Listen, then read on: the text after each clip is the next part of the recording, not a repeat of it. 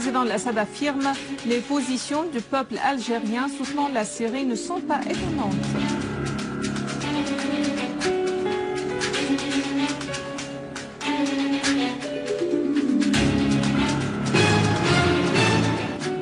Moscou insiste, le dialogue intersyrien pour appliquer la déclaration de Genève doit constituer l'axe de Genève 2.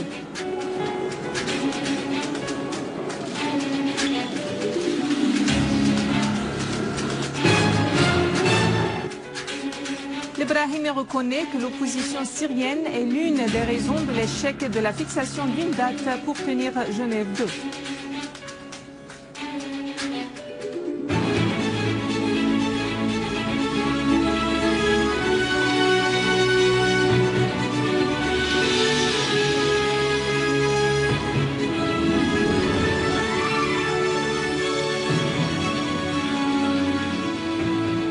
Mesdames et messieurs, bon après-midi et merci d'être avec nous. Le président Bachar al-Assad a reçu aujourd'hui la délégation du Comité national algérien pour le soutien à la fermeté de la Syrie. La délégation regroupe des politiciens, des journalistes et des personnalités sociales et académiques algériennes, présidées par Ramadan Boulda'a, président du comité. Les membres de la délégation ont affirmé le soutien du peuple algérien au peuple syrien face au terrorisme et aux projets de discorde appuyés au double plan régional et international au détriment de tous les Arabes. Ils se sont dit confiants en la victoire de la Syrie, symbole de la résistance et défenseurs des causes nationales et des intérêts des peuples arabes. Le président Al-Assad a affirmé que les positions du peuple algérien appuyant la Syrie dans les circonstances actuelles ne sont pas étranges pour un peuple qui avait connu une expérience pareille face au terrorisme. Le président Al-Assad a souligné que les développements en cours dans les pays de la région affirment la nécessité que soient conjugués les efforts des élites et des forces nationales arabes pour consolider la pensée arabe et nationale et faire face au plan extérieur et takfiriste.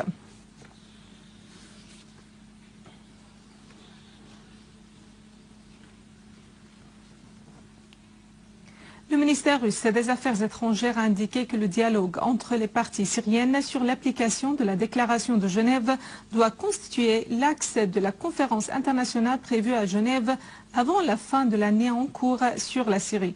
Le ministère a fait savoir que les participants aux consultations menées hier entre des représentants de la Russie, des États-Unis et l'émissaire onusien pour la Syrie, Lakhdar al-Brahimi, pour préparer la tenue de la conférence de Genève 2, avaient affirmé l'importance d'engager dès que possible un processus politique, soulignant que le côté russe avait souligné sa disposition à poursuivre l'action avec les parties syriennes et les partenaires internationaux en vue de réaliser cet objectif. Le ministère a précisé que les participants avaient convenu de tenir le 25 de mois en cours une autre séance de consultation en vue de débattre les questions en suspens dans le cadre des préparatifs de la tenue de la conférence de Genève 2. Le ministère russe a indiqué que le côté russe avait souligné lors de sa participation aux consultations menées hier la nécessité d'inviter tous les pays régionaux principaux, dont l'Iran, à prendre part à la conférence. Et le ministère d'ajouter, les participants ont indiqué que certains opposants ne sont pas disposés à participer au dialogue syrien intérieur sans conditions préalables dans le but d'appliquer la déclaration de Genève 2. Le vice-ministre russe des Affaires étrangères, Gennady Gatilov, a réaffirmé que le règlement politique de la crise en Syrie est inévitable, soulignant que le règlement militaire est impossible. Dans une interview qu'il a accordée à la chaîne Russia Today, Gatilov a fait savoir que son pays se base sur la position constructive adoptée par Damas, qui avait affirmé plusieurs fois sa disposition à prendre part à un dialogue pacifique et à la conférence internationale sans conditions préalables. Gatilov a indiqué que la Russie se réunit avec des représentants du gouvernement et de l'opposition, dont la majorité avait souligné leur disposition à participer à la conférence. En outre, il a fait savoir que les Américains s'intéressent à la tenue de la conférence de Genève 2 et comprennent qu'il n'y a pas de règlement militaire du conflit. Gatilov a dit « Nous disposons d'un programme spécial pour rencontrer des représentants du CICR et poursuivre le dialogue avec eux sur les questions humanitaires. » Gatilov a indiqué qu'il avait rencontré des représentants de nombreuses organisations spécialisées qui opèrent en Syrie, ce qui assure une évaluation objective et non politisée de la situation humanitaire dans le pays.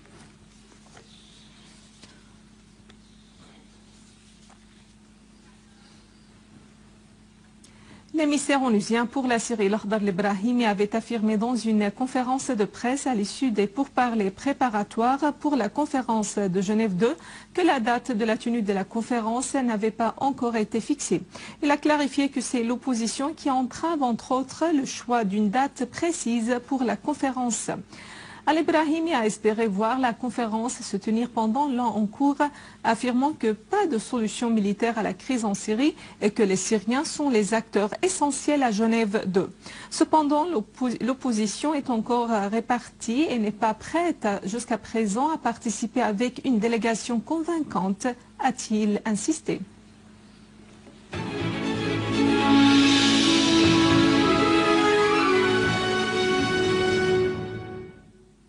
Un attentat terroriste à la voiture piégée a été survenu à proximité du rond-point d'Al-Umran dans la ville d'Aswaïda, faisant des martyrs et des blessés parmi les citoyens. Le correspondant de la télévision à Alep a fait noter que les opérations militaires de l'armée arabe syrienne contre les terroristes se poursuivent dans le village de Tal Arn, situé entre Alep et la ville d'Al-Sfera. L'opération militaire de l'armée arabe syrienne a commencé depuis 2 jours pour purifier Tal Arn, considéré comme le deuxième plus grand bastion pour les groupes terroristes armés de Front al-Nusra dans la banlieue d'Alep après Al-Sfera. Ce village comprend des fossés et des repères piégés par les terroristes, mais le plan de la prise de contrôle de Tal Arn est bien monté. Des unités de l'armée arabe syrienne ont également visé la ligne des renforts des terroristes sur la route de Raqqa-Alep.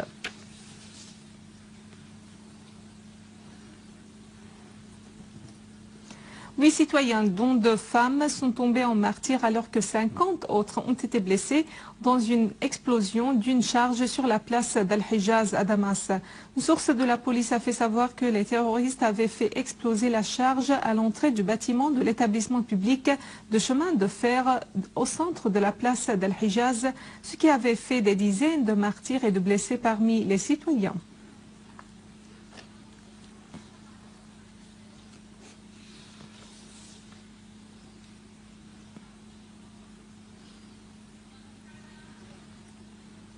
Quatre enfants ont été blessés dans une attaque terroriste à un obus de mortier contre l'école primaire de Aïcha Siddiqa dans le quartier de Zahir al-Qadima à Damas. L'attaque terroriste a également fait des dégâts matériels dans le bâtiment de l'école et endommagé nombre de voitures parquées sur place. Dans la banlieue de Damas, des unités de l'armée arabe syrienne ont avorté une tentative d'un groupe terroriste de s'infiltrer à la localité de Kanaker, éliminant un grand nombre de ses éléments. Ils ont également saisi une voiture 4x4 dotée d'une mitrailleuse et transportant des armes, une quantité de stupéfiants et des tracts appartenant au soi-disant Front al-Nusra. Les forces armées ont éliminé nombre de terroristes dans la région d'Abu Shamat à l'est d'Al-Dmer dans la banlieue de Damas et confisqué un canon anti-aérien, des fusils automatiques et des lance-roquettes de type RPG. Les forces armées avaient tendu une embuscade en collaboration avec les habitants de cette région. On a également détruit nombre de véhicules des terroristes chargés d'armes et de munitions.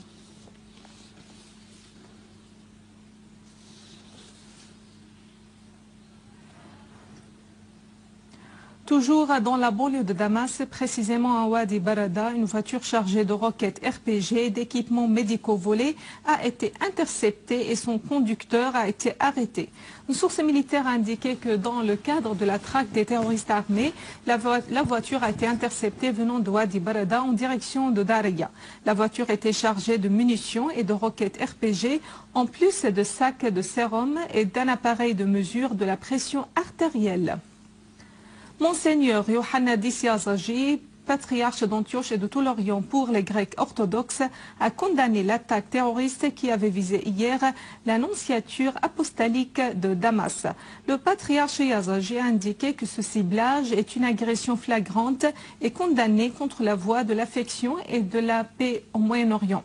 Le patriarche Yazagi a réitéré son appel à la réinstauration de la paix en Syrie. Et le patriarche Yazagi d'ajouter: nous resterons toujours frères chrétiens et musulmans dans ce pays en dépit de toute agression contre les lieux saints. Avant de clore ce journal, un rappel des principaux titres. Le président Assad affirme: les positions du peuple algérien soutenant la Syrie ne sont pas étonnantes.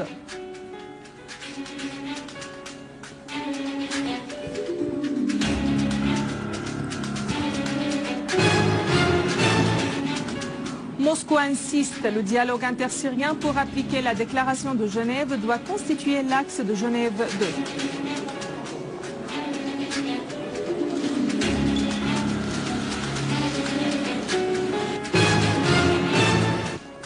Le Brahimi reconnaît que l'opposition syrienne est l'une des raisons de l'échec de la fixation d'une date pour tenir Genève 2.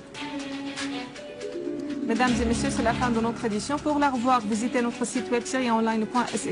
Merci à vous, merci à toute l'équipe de rédaction et de technique. Au revoir.